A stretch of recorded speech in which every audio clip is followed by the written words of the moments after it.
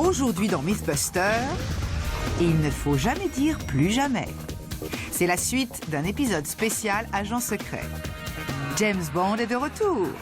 D'abord, Adam et Jamie s'attaquent à un mythe qui a la dent dure et en métal. Requin, le redoutable homme de main, peut-il vraiment mordre à pleines dents dans le câble d'un téléphérique? Ensuite, la plume est-elle plus forte que la grenade? C'est le but de l'émission, faire péter des trucs. Un stylo-bille explosif conçu par Q peut-il couper quelqu'un en deux? Enfin, Carrie Tori Grant se penche sur le cas d'Oddjob, le bras droit de Goldfinger. Il paraît qu'elle se casse sur un coup de tête. Peut-on décapiter quelqu'un avec un chapeau? J'adore. Qui sont les Mythbusters? Adam Savage. Je suis le maléfique baron Von Savage. Et Jamie Heineman. Stop. À eux deux, ils ont plus de 30 ans d'expérience dans le domaine des effets spéciaux. Lève-toi, mon fils. À leur côté, Grant Imara. Mon arme préférée, l'arbalète. Tori Bellucci. Ça devient dangereux, mais c'est ça qui nous plaît. Et Carrie Byron. C'est horrible! Ils ne se contentent pas de recenser les mythes. Je sens la pression. Ils les mettent à l'épreuve.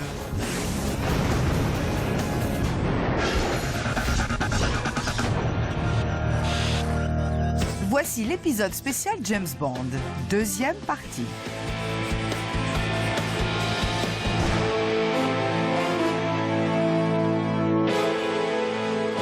C'est vraiment nécessaire?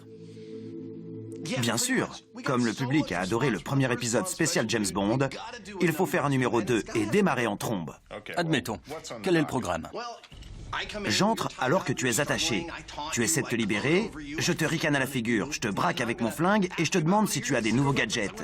Moi, je te montre une de mes armes secrètes et on se penche même sur un célèbre homme de main. Détache-moi et on s'y met. Ça marche. Le baron Von Savage a raison. Après le premier épisode sur James Bond, les Mythbusters ont reçu une avalanche d'emails. Heineman, James Heineman, revient avec 3 mythes sous le bras que l'équipe va se charger de tester. En avant. Est-ce qu'un stylo explosif, ça arrache vraiment? Voilà le premier mythe. Envoie, mon grand. Qu'est-ce que tu vois? Un banal stylo-bille impérialiste. Ça, c'est ce que tu penses. En réalité, Q l'a conçu pour moi. Il sert d'engin explosif, capable de réduire quelqu'un en miettes. Sympa. Ce gadget apparaît dans le film GoldenEye. Cette stupéfiante invention de Q est une grenade de classe 4, sous la forme d'un stylo. Dans son laboratoire, le savant fait exploser la moitié d'un mannequin. Mais qu'en est-il dans la réalité? Votre langue se délie toujours après le deuxième martini, James. Quel est donc votre plan? Dites-le-moi. D'abord, il faut calculer avec précision le volume intérieur de ce stylo, le remplir jusqu'à la garde avec le plus d'explosifs possible, puis le faire exploser et voir les dégâts obtenus. C'est un excellent plan. Jamie calcule le volume du stylo-bille bondien en le remplissant de poudre de diamant. Ça contient environ 3 cm3. Cela représente moins d'une cuillère à café de sucre. Adam et Jamie vont utiliser des explosifs bien corsés, mais cela suffira-t-il pour produire l'effet voulu? Maintenant qu'on sait qu'on peut placer 3 cm3 d'explosifs dans ce stylo, il faut savoir si on peut reproduire ce qu'on voit dans GoldenEye. C'est-à-dire faire exploser le torse d'un mannequin. Si Buster pouvait respirer, il pousserait un soupir de soulagement. Cette fois-ci, contrairement au premier épisode spécial James Bond, sa vie n'est pas en danger. Pour faire cette expérience, on va fabriquer des mannequins similaires à ceux qui apparaissent dans les séquences où Q montre ses gadgets. Là, j'ai choisi cette mousse parce qu'elle est très résistante. C'est du polypropylène expansé. J'espère qu'elle reproduira fidèlement la chair humaine grâce à son épaisseur. Un homme de main, un. Comme James Bond conduisant un tank dans les rues de Saint-Pétersbourg, allons-y gaiement. Sur le champ de tir, la végétation dépérit et les Mythbusters se sont mis sur leur 31. Je me sens un peu nu. Moi aussi. T'as pas reçu la note de service? Non. On teste des mythes autour de James Bond aujourd'hui. On va faire exploser des stylos. Vous êtes prêts? Toujours. C'est parti. Ces deux hommes toujours prêts à faire exploser des choses sont l'ancien agent du FBI Frank Doyle et le sergent J.D. Nelson. Adam leur confie leur première mission.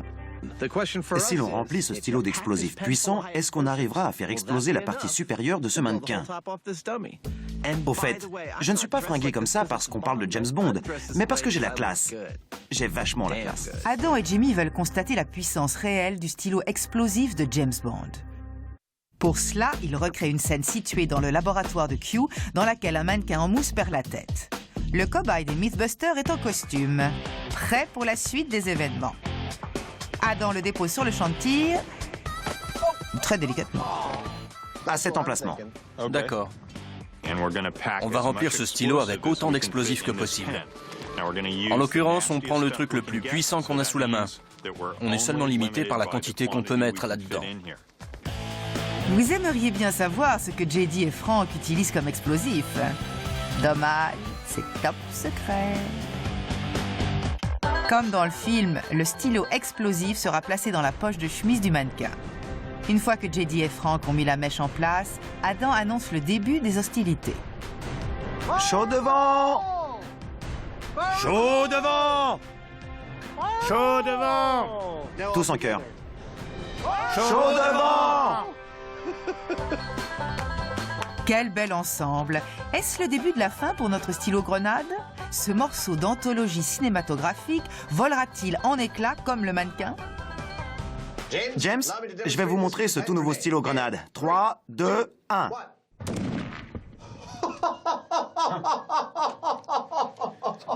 C'était comme dans le film. Exactement. Allons voir ça de plus près, James. Nos deux amis pensent avoir obtenu confirmation, mais en fait, le stylo n'a pas fait le coup d'éclat espéré. Depuis le bunker, on a cru que cette première explosion s'était déroulée comme dans le film.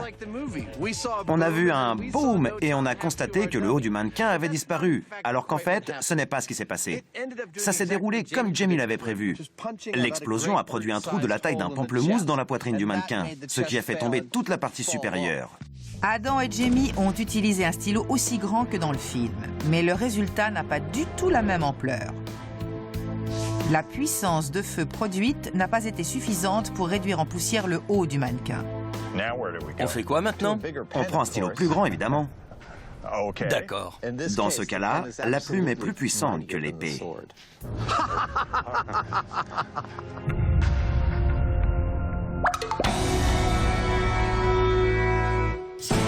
Chapeau bas pour le mythe suivant.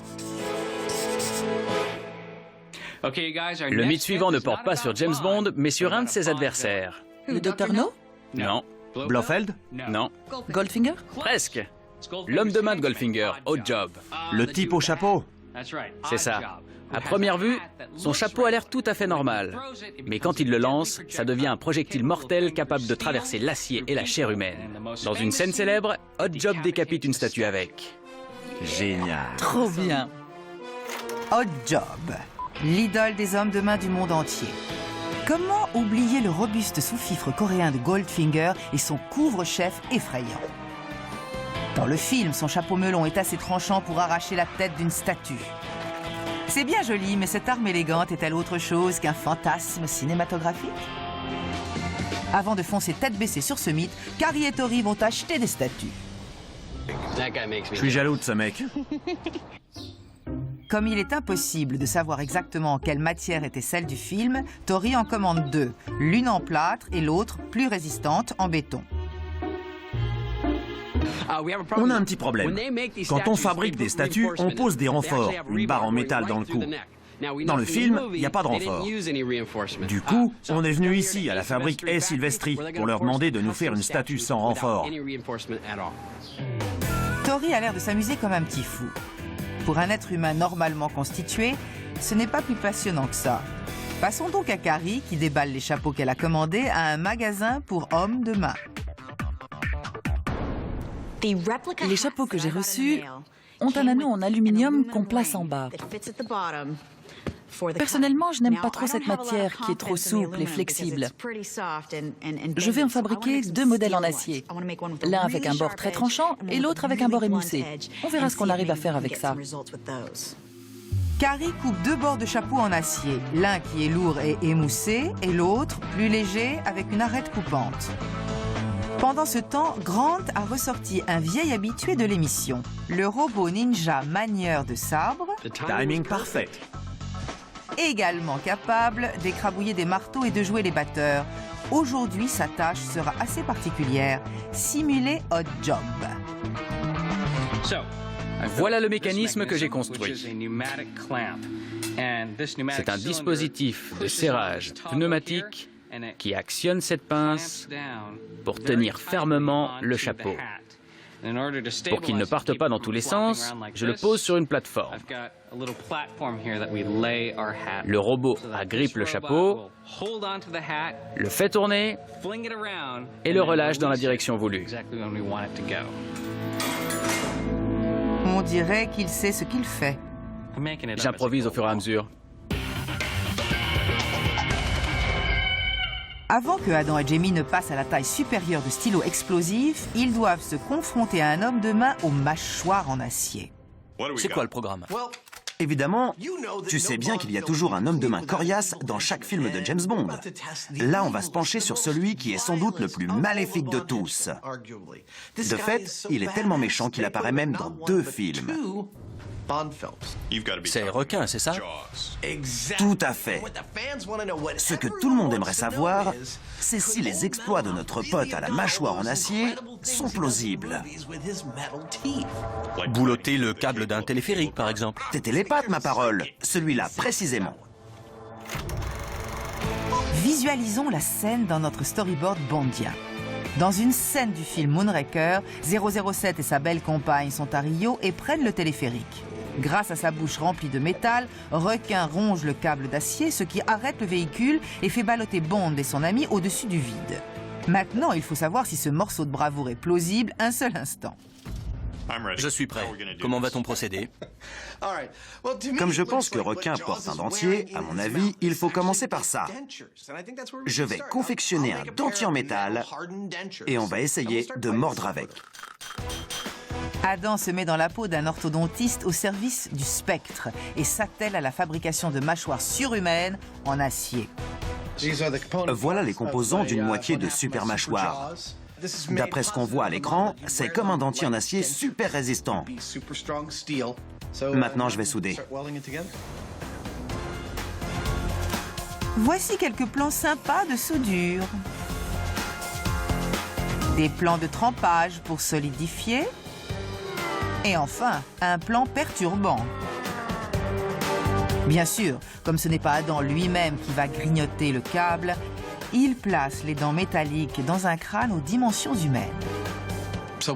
J'ai ici une réplique de crâne humain, aussi résistante que son modèle. Et j'ai des mâchoires en acier qui ont les caractéristiques que j'ai pu observer dans le film. Je pense qu'elles sont à peu près identiques. Franchement, je pense pas qu'elles vont tailler dans ce câble. Après avoir bien regardé le film, Adam a pris le même câble en acier tressé. Il est donc facile de voir pourquoi il doute que cela fonctionne.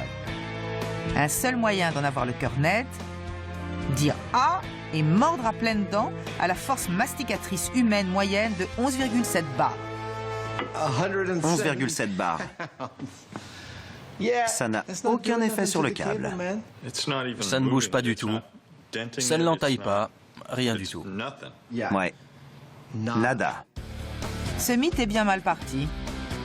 Même en augmentant la pression jusqu'à une force surhumaine, les dents ne laissent aucune marque. Rien. Il n'y a pas une seule petite empreinte sur ce câble. Ça n'a aucun effet. Non. Le problème, c'est que ces dents sont émoussées parce qu'on les a construites comme dans le film. C'est idiot d'utiliser des outils non tranchants pour couper de l'acier. Ça ne donne rien. Qu'est-ce qu'on fait maintenant? Si on met plus de poids, je pense qu'on va fracasser le crâne. Ce sont de très belles mâchoires. Elles sont comme dans le film, avec des coins carrés. Elles sont faites pour écraser, pas pour trancher. Exact. Et ça, c'est de l'acier tressé super solide. C'est impossible à écraser, sauf si c'est défaillant. Voilà, si je concevais une mâchoire à quelqu'un pour qu'il coupe des câbles avec, je ferais une mâchoire en acier avec des dents aiguisées. Là, peut-être qu'on arriverait à couper le câble. On fait ça? Avec plaisir. Ça roule. Pendant que Jamie se met à souder, Adam veut procéder à un dernier test avec son dentier. Je vais vous prouver que ces dents-là ne sont pas du tout à la hauteur face à ce câble. Pour cela, je vais frapper dessus avec une masse, c'est-à-dire avec une force largement 10 fois supérieure à celle qu'on employait avant. Vous êtes prêts?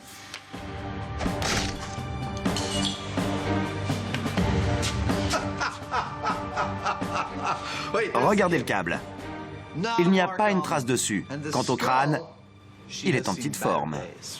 Adam a enfoncé le clou. Même avec une force masticatrice extrême, le dentier de requin ne peut rien faire au câble. De plus, cette pression formidable suffit à briser net la mâchoire de l'affreux.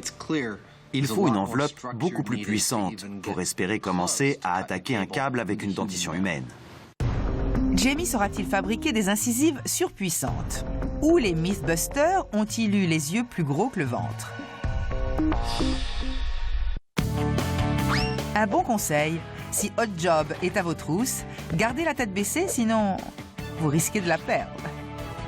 Carrie, Tori et Grant cherchent à savoir si on peut décapiter une statue. Pendant qu'ils attendent les statues qu'ils ont commandées, Tori fabrique un modèle léger, en mousse. Carrie a préparé 2 chapeaux avec des bords en acier, l'un avec un bord émoussé pour assommer et l'autre tranchant comme un rasoir. Voilà, j'ai rempli mon job. Pendant ce temps, Grant adapte son robot manieur de sabre pour qu'il balance des chapeaux. Cool! Avant de régler le tir et la vitesse de lancer, il faut avoir un lancer humain de référence. Voilà les humains. Pour calibrer le robot lanceur du chapeau de Grant, on a mis un petit test en place. J'ai mes chapeaux au bord en acier, on a placé une échelle graduée sur le côté, et nous avons notre cible, la splendide statue faite par Tori. On va filmer ça avec la caméra grande vitesse pour pouvoir faire nos calculs. D'abord, Hot Job Carrie. Lancez à la Hot Job. Assure, ma grande. La caméra grande vitesse immortalise la grâce incomparable d'un méchant de film d'espionnage. Ce n'est pourtant qu'un simple test préliminaire pour calibrer la vitesse de lancer. Maintenant, Hot Job Grant. Puis, Hot Job Tori.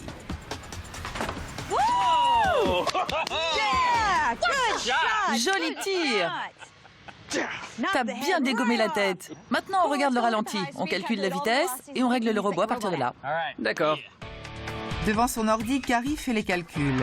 Tori a mis dans le 1000, mais en plus, c'est le plus rapide, à 14 mètres secondes. Parfait. Maintenant, on va régler le robot en fonction de nos performances en tant qu'humains. On va placer un chapeau au bord en acier et on va le lancer devant la caméra grande vitesse pour voir à quelle vitesse il va. J'enlève les sécurités. Test avec chapeau émoussé en acier. Test de calibrage dans 3, 2, 1. Pas mal du tout comme lancer. Merci. L'alter ego robotique d'Hot Job a réussi à lancer le chapeau, dans un mouvement fluide et dévastateur. Cela dit, lance-t-il le couvre-chef assez rapidement. Le robot a une vitesse de lancer actuelle de 16,7 mètres secondes, c'est-à-dire un peu plus que celle de Tori. La justification, c'est que Tori a beau être un mec sportif et en bonne forme physique, Hot Job, lui, est un homme de main professionnel. Il fait beaucoup plus d'exercices qu'un type normal. C'est logique qu'il lance un peu plus vite. Tout ce qui manque, ce sont les statues. Celle-là, ça ira? Attention aux statues. Il paraît qu'elles se cassent sur un coup de tête. En voici 2 qui viennent du magasin où Tori et Carrie sont allés. Une en plâtre, Salut, poupée. l'autre en béton, Grant, Quoi? elle s'exhibe. et la troisième achetée en ligne est en marbre. Comme elle vient d'Internet, elle est nue. Carrie la couvre.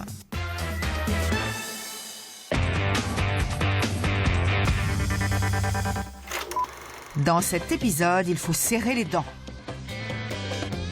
Adam et Jamie s'attaquent à une scène célèbre d'un James Bond où le diabolique requin ronge le câble d'un téléphérique. Comme on pouvait s'en douter, ce mythe n'a pas tenu la route. Ça n'a aucun effet sur le câble. Maintenant, les Mythbusters ont poussé jusqu'à un niveau ridicule. Jamie a fabriqué des dents surhumaines. Ces mâchoires sont balèzes, mais pas terribles pour couper. Je vais d'abord fixer cette bande sur l'avant et découper les dents. Ensuite, je vais faire du surfaçage de renfort pour poser du métal sur les dents et leur donner une surface bien tranchante. Personne n'a de données sûres sur l'anatomie faciale de requin. Pour son test, Adam a supposé qu'il avait des dents en acier, mais une mâchoire humaine. Jamie, lui, fabrique une mâchoire et des dents en acier. Redoutable. Avec un peu de chance, elles arriveront à grignoter un peu le câble. T'en penses quoi? Elles sont terrifiantes. Elles sont renforcées. Comment t'as fait? J'ai fait du surfaçage de renfort. C'est excellent. Bravo. J'ai pris ceci comme petit test. Très bien. Vas-y. Amis végétariens, nous vous conseillons de détourner le regard. On se croirait dans un abattoir pour légumes. Mais le massacre n'est pas encore fini.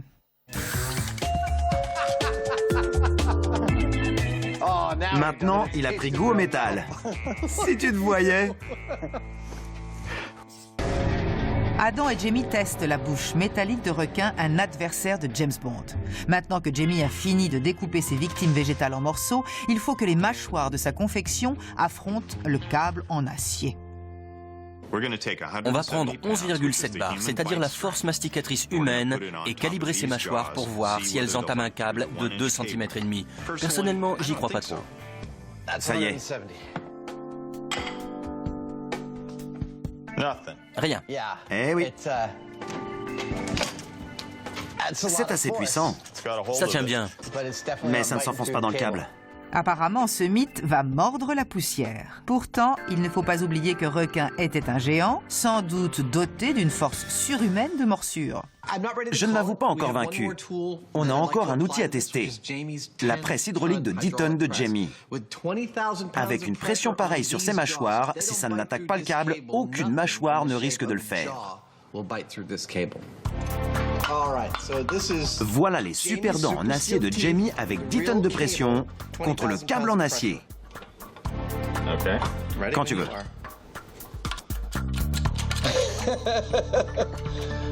Ça fait des dégâts. C'est horrible. Ça tord de mon côté. C'est pas vrai. Oui, j'ai tordu ma machine. Je suis à fond là. Avec 10 tonnes de pression, le câble ne s'avoue toujours pas vaincu. On a tellement forcé qu'on a bousillé ma presse hydraulique et ça n'a pas coupé le câble. C'est totalement impossible qu'un être humain avec des dents en métal puisse y arriver. C'est complètement bidon. Jamie a donné la conclusion, mais autant l'entendre de la bouche de l'intéressé. Qu'est-ce que t'en penses, Jamie? Est-ce qu'un homme avec des dents en métal a une quelconque chance de ronger un câble en acier? Ou est-ce que c'est bidon? C'est bidon. Ok, bidon. Un verdict sans surprise. Cependant, ce mythe a la dent dure. Il reste encore une expérience à tenter.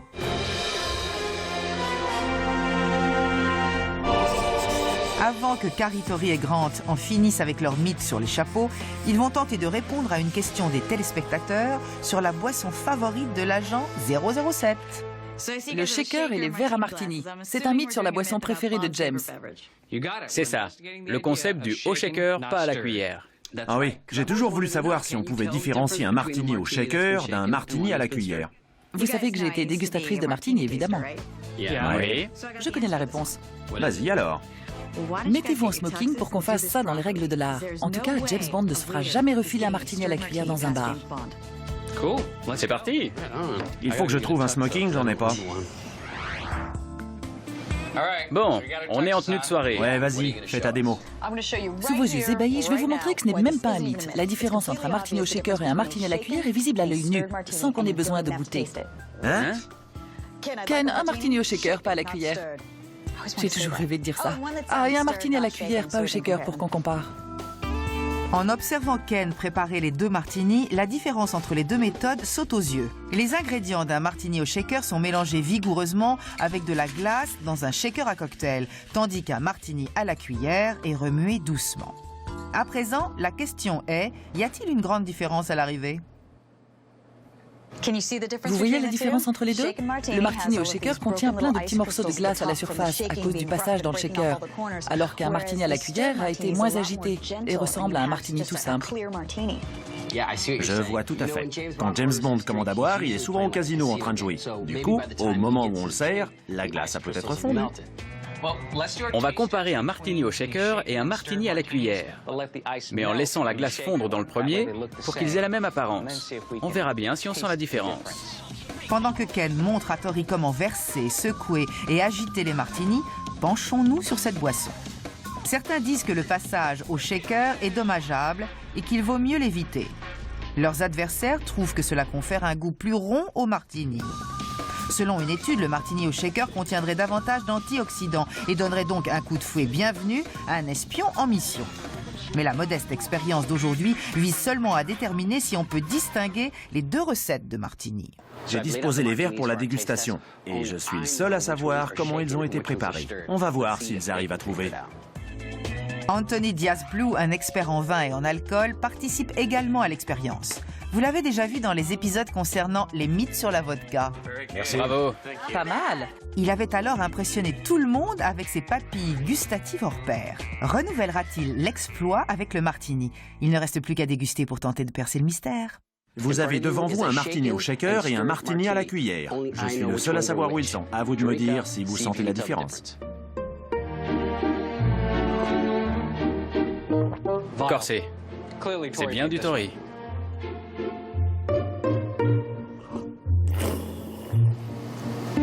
Plus dilué, préparé au shaker. Il y a une énorme différence. Celui-ci est au shaker, celui-là à la cuillère. Je suis prête à mettre ma réputation en jeu. Alors, Tori, comment s'en sont-ils sortis? Vous avez tous absolument raison. Génial! Ma réputation est intacte. Ce qui est encore mieux, c'est que le mythe est confirmé. Il y a une différence entre un martini au shaker et un martini à la cuillère. C'est confirmé. C'est clair. Mythe confirmé. Adam et Jamie ont beau avoir construit les mâchoires en acier les plus puissantes de l'histoire, celles-ci n'ont pas réussi à sectionner le câble d'un téléphérique. La conclusion s'impose. C'est bidon. Je suis bien d'accord, même ceci n'a pas entamé le câble. C'est on ne peut plus bidon. Qu'est-ce qu'on fait pour le bouquet final? J'y ai un peu réfléchi dans mon coin. J'ai un truc à te proposer. Attends, je me mets dans mon personnage. James, j'ai un plan. Je vais vous faire basculer du côté obscur et vous transformer en homme de main maléfique. On va vous donner le pouvoir de couper ce câble vous-même. Je peux faire comme je veux? Comme vous le désirez. Je crois que j'ai un petit tour dans mon sac. Bien, mon garçon. Si on entreprend quelque chose, autant mettre le paquet. Pour couper mon câble, je me suis procuré l'outil le plus gros et le plus puissant possible.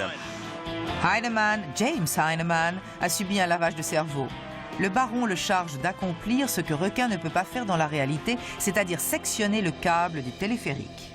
C'est dément! Cet engin est utilisé par les services de secours pour ouvrir des voitures après un accident. Cela pose un problème à Jamie. Comment le manier avec une seule main? C'est vraiment très lourd. Ça doit facilement peser dans les 30 kilos. Je ne peux pas trop tenir ça à bout de bras et couper. Si je veux vraiment jouer au méchant avec ce gros truc, je dois m'équiper. Voilà, c'est construit avec des ressorts. Ça joue le rôle de contrepoids pour supporter le poids des ciseaux. Sauf que ce sont des ressorts, pas un contrepoids. Ça marche bien. J'adore. L'engin est prêt. Maintenant, les Mythbusters vont au port. C'est parfait. C'est l'endroit idéal pour un duel final à la James Bond. Allez, c'est parti. C'est parti. Nos deux amis se mettent au travail. Grâce à la magie du montage, on a l'impression qu'ils suspendent un téléphérique artisanal en un rien de temps, sans oublier d'y placer un James Bond et une James Bond girl. C'est assez simple en fait, mais efficace. Le câble est solidement fixé au sol et retient la cabine dans les airs à 8 mètres du sol. On va couper le câble et faire tomber la cabine. C'est une mise en scène impressionnante, à la mesure du plus redoutable homme de main de l'histoire de l'émission. Voici la griffe. Plus vicieux que Job, plus violent que requin, plus grand que Nick Nack et plus effrayant que Tihi. C'est le fils mutant du Terminator et de Jason, le tueur de la série des Vendredis 13. Voilà mon homme de main. La vengeance est à moi. Viens, coupe ce câble. Coupe ce câble, sectionne-le.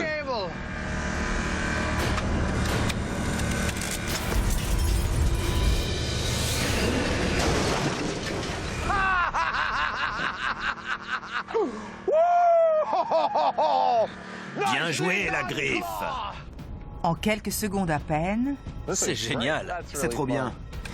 Jamie, l'homme de main, a fait basculer dans le vide l'agent 007 et sa dulcinée du moment. Je ne suis pas expert en homme de main, mais cette machine me plaît.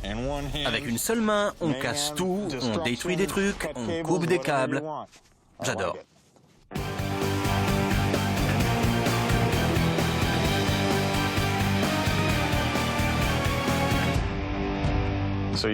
C'est pas mal du tout d'être un homme de main. Hélas, ça doit être mal payé. C'est sûr. Avec des horaires de folie. Mythe, bidon.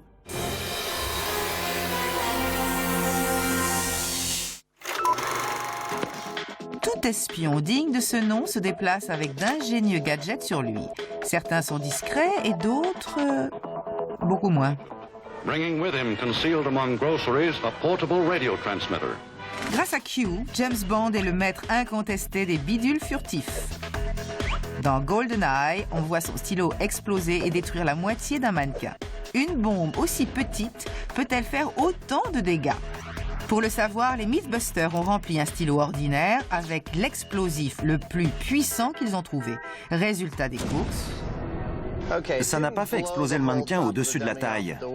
Cette belle histoire est déclarée bidon. Adam a donc concocté un nouveau plan d'action. Ce que vous avez vu, c'était une expérience conduite dans les conditions exactes du film. Maintenant, on va tenter d'obtenir le résultat. Comme on peut verser plus d'explosifs dans ce machin, vous voyez où je veux en venir. Ça va faire un plus gros boom. Qui dit plus gros stylo dit plus d'explosifs et un plus gros boom. Ce stylo n'est peut-être pas l'arme la plus discrète au monde, mais elle a quelques chances de recréer l'explosion vue dans le James Bond. Ce stylo est beaucoup plus gros que l'autre. En fait, je pense qu'on a quasiment l'équivalent d'un bâton de dynamite là-dedans. Cela représente 6 fois plus d'explosifs que dans un stylo ordinaire. Là, ça devrait faire de sérieux dégâts. Voici le nouveau stylo. Place-le dans sa poche. Et voilà. Amuse-toi bien, mon grand. Pendant que l'équipe de déminage remplit ce stylo géant d'explosifs, le caméraman a le temps de faire un plan esthétique. De plus, Jamie va nous donner son pronostic. Je ne serais pas du tout surpris de voir le mannequin être anéanti. Attention, pour faire comme dans le film, il faut que le haut du mannequin vole en éclats. Le stylo est bien dans la poche. Adam peut se mettre à yodeler. Chaud devant, chaud devant, chaud devant. 3 Adam. C'est Jamie qui doit être content. Bon, mais revenons à l'explosion. Gros stylo dans 3, 2, 1...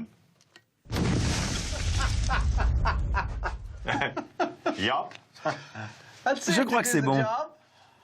Allons voir ça. Nos deux maniaques de la destruction n'ont-ils donc rien appris? Il faut toujours voir le carnage de près avant de conclure. Certes, l'explosion était à peu près de la même taille que dans le film, et notre ami en mousse a l'air réduit en miettes, mais Adam et Jamie ne sont toujours pas satisfaits.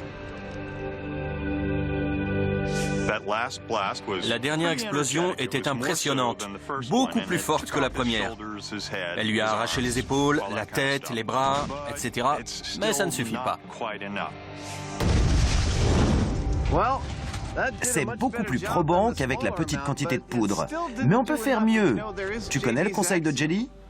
En cas de doute, Rajouter des explosifs.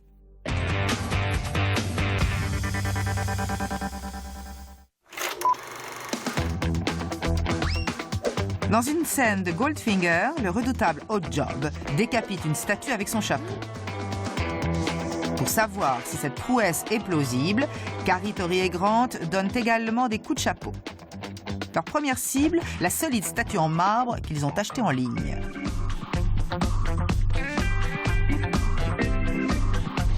Parfait. Ils commencent par la placer dans une position à peu près adéquate. Comme ça?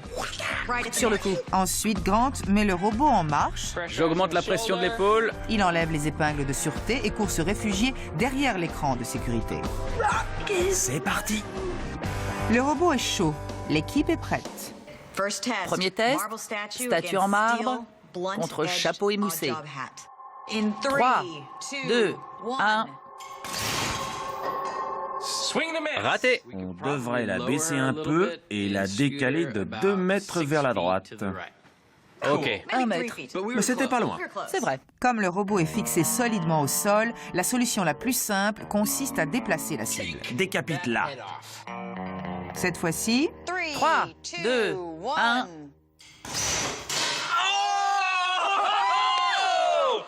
Joli. On l'a touché à l'épaule. il lui arrache un bout d'épaule. Pas mal. Après tout, le marbre est la matière la plus solide des trois et c'est un chapeau au bord non tranchant. On lui a enlevé un gros morceau à l'épaule. Si on touche la tête, on la décapitera peut-être. On va recommencer. Ils sont sûrs de mettre dans le mille. On reprend. 3, 2, 1...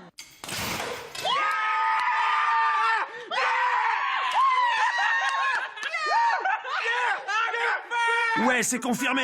C'est confirmé. Les films montrent la vérité. Pas si vite. Sur le ralenti, la tête semble se détacher lors de l'impact. En se rapprochant du carnage, les Mythbusters découvrent pourquoi. Regardez ça. Attendez. C'est creux. Celle du film était sûrement pleine, malheureusement. On ne peut toujours pas confirmer, mais on peut lancer le chapeau sur une statue en béton qui est pleine et essayer de lui dégommer la tête. C'est nul. Bon, je vais chercher une autre statue. Je remets en place. Lors des expériences sur le mythe d'Oddjob, Carrie, Tori et Grant ont eu une confirmation un peu prématurée. Hélas, la statue était creuse. Il faut garder la tête froide et persévérer. Je suis un peu énervé parce qu'on pensait avoir confirmé ce mythe. On a lancé le chapeau sur la statue en marbre et la tête est tombée. On pensait qu'elle était entièrement en marbre, mais en fait, elle était creuse. Du coup, on est obligé d'en prendre une en béton. C'est ce qui se rapproche le plus du marbre parmi celles qu'on a sous la main. C'est la statue en béton qui se retrouve dans la ligne de mire. C'est une matière moins résistante que le marbre, mais si cette statue perd la tête, ce mythe sera définitivement confirmé. Décapitons-la. Après plusieurs tirs en plein dans le mille, il devient évident que cette dame a toutes les chances de garder la tête sur les épaules. Le lourd chapeau au bord émoussé est lancé à une vitesse d'homme de main professionnel, mais ne semble pas avoir provoqué une seule égratignure au cou. Il ne reste alors qu'une seule solution, trancher dans le vif. On a touché plusieurs fois la statue de plein fouet avec ce chapeau, sans résultat. Maintenant, on va utiliser un chapeau avec des bords tranchants et on espère décapiter cette statue. T'es prêt, Grant? Prêt. Prête, Carrie? Ouais. Allons-y. Chapeau avec bord tranchant, statue en béton, dans 3, 2, 1...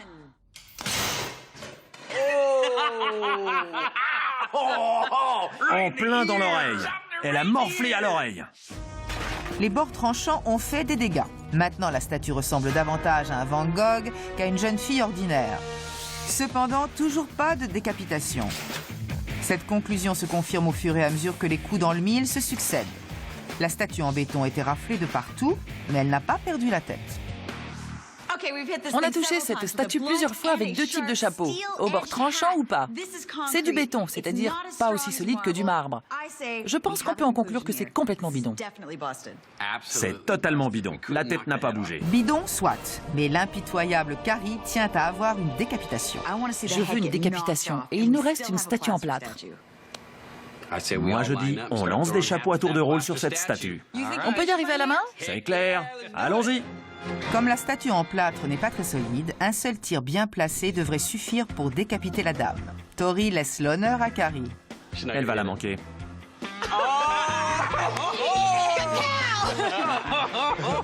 Tori devrait le savoir pourtant.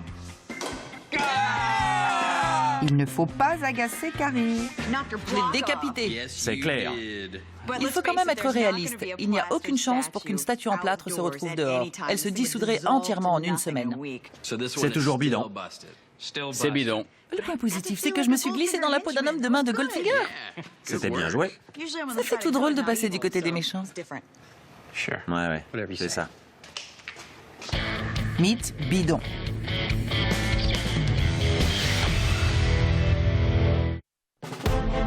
Le stylo grenade de GoldenEye a coulé corps et biens.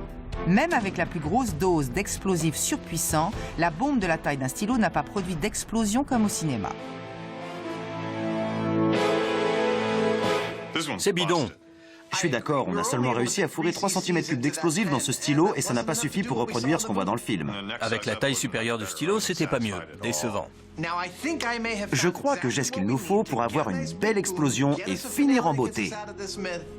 En plus, on peut presque dire que c'est un stylo. Super. On y retourne. Ouais. Message aux ennemis de James Bond. Faites comme si c'était un stylo ordinaire. Je reconnais que c'est un peu exagéré, mais c'est le but de l'émission, faire péter des trucs. Là, il va bien péter. J'en suis certain. Quand on parle d'explosifs, la taille a son importance. Avant cette expérience poussée jusqu'au ridicule, Adam nous fait part de son pronostic simple et réjouissant. Désolé mon pote, mais je pense que tu vas être anéanti. En fait, j'espère que ça va arriver et je m'en réjouis. Vous êtes prêts, James? Oui. Expérience avec le stylo gigantesque, démesuré, colossal. Prêt? 3, 2, 1...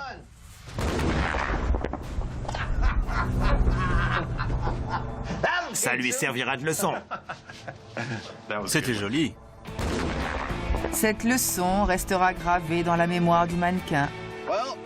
C'est ça qu'on est venu voir.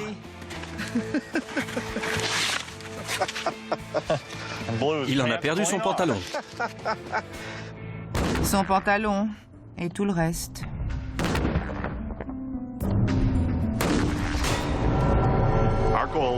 On cherchait à savoir si on pouvait faire exploser la partie supérieure d'un mannequin avec un stylo rempli d'explosifs. Pour y arriver, on a dû multiplier la dose par 50. Cela dit, si on remplit ceci avec des explosifs puissants avant de partir en mission, on peut tuer quelqu'un.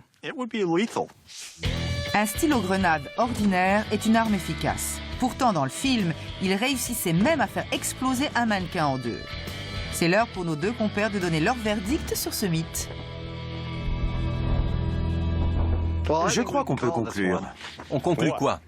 Que c'est bidon. Un stylo rikiki rempli d'explosifs n'a aucune chance d'arracher la partie supérieure du corps de quelqu'un. T'as vu ce qu'on a dû faire? Mais ça peut tuer quand même. C'est sûr. Bon, c'est bidon. J'aime bien cette mousse. Ça ne protège pas tellement contre les explosions, mais je pourrais faire des meubles avec. T'en penses quoi? Oui, pourquoi pas. Je ne viendrai jamais dîner chez toi, je crois. Encore un mythe tiré de James Bond, bidon.